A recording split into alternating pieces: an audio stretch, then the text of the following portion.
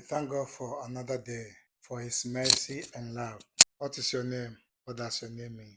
My name is Isaac Lawemate. Thank you for tuning in. Yehudit, her middle name is Abigail. And the question is, why Abigail? Last time we talked about why I named her Yehudit. Abigail is a popular name, and the general consensus is that it means father's love. But I see a deeper meaning for the name Abigail from the book of Samuel, 1 Samuel chapter 25. And I want to share that story with you. The Bible talks about a rich man whose name is Nabal. The Bible says the name Nabal means foolish. Somebody who is rich and foolish, that is something to be noted.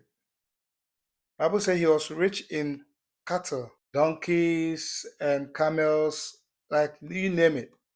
Thousands and thousands, but he was foolish. And this same man is married to a very beautiful lady called Abigail. This story happened at the time when the first king of Israel was in power, that's King Saul. And around that time, a young man has just arisen out of nowhere.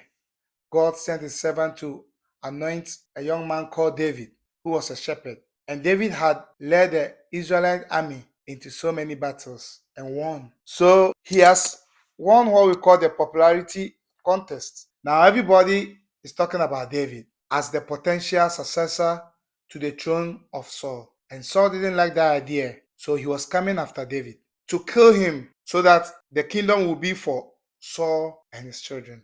Build a dynasty. Saul happened to be in the desert, and Nabal, his servants, brought his thousands of cattle for them to graze, to eat. And it takes days. And when you are in the desert or you are in the field feeding the animals, you attract enemies. People can attack you and take some of your cattle. Some animals, lions, deer, and other prey can come and take some of your animals too. So you as a shepherd have to protect. And remember, they had bountiful thousands of cattle. But the Bible says that when David saw the men with those cattle, he did something profound. He and his men, over 400 men, they surrendered the animal for a shield, for security. Why should he do that?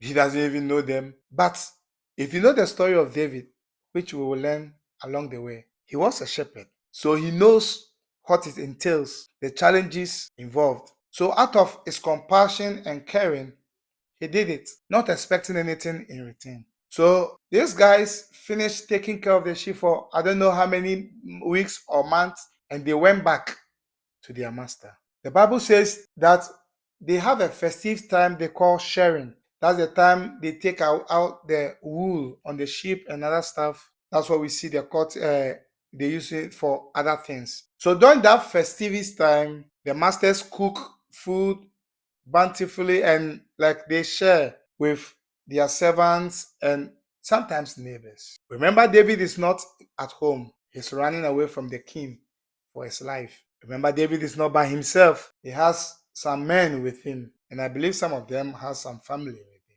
So they are all counting on him to provide for them, and it's a festive time. But the Bible says David remembered that they helped Nabal some time ago. So out of courtesy, he sent his men to Nabal to inquire if or to request if out of his generosity will share some of his food or meat